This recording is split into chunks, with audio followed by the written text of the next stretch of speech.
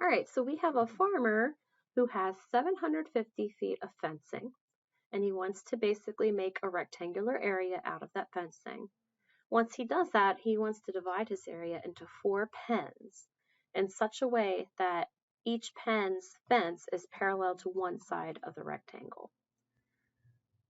What is the largest possible area that he can make? So what I would do first is I would draw a rectangle, of course. And then I'd label the sides with variables. So I'll just call the top and the bottom sides R.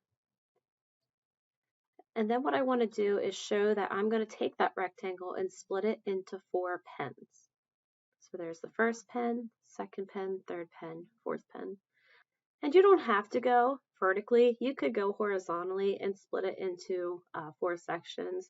Since you're talking about area, it's not going to matter how you split the pens up.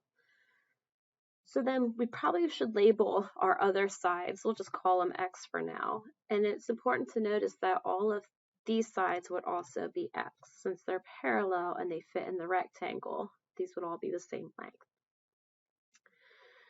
And so if we think about fencing meaning perimeter, if I were to add up all the fences together, I should get 750. So that's how I'm going to begin my problem.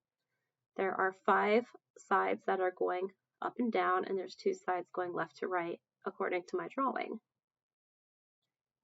So I'm going to go ahead and write 5x plus 2r equals 750. And then you need to choose, do you want to isolate x or r? And I chose to isolate r.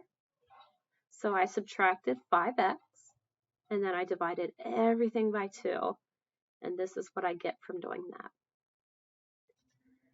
I also need to set up my area formula, just like in the previous 2 problems.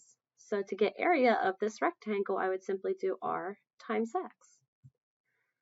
And since I have an expression for r, I'm going to go ahead and plug this fraction in for r into my area. And if I do that, this is what I end up having. So I'm just going to clean it up a little bit. You have to remember this is the same thing as x over 1. So the denominator is still going to be 2.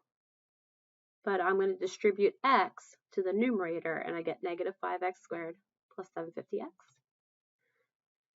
And I'm going to just clean that up a little bit and leave it as negative 5 halves x plus 375. So you can split these into 2 separate fractions, both over 2, and this one does reduce.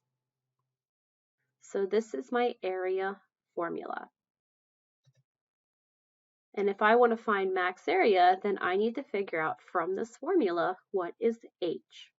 So I'm going to do my opposite b over 2 times a and get 75. So if x is 75, then I'll have my max area. So all of these pieces would be 75, looks like feet, 75 feet long.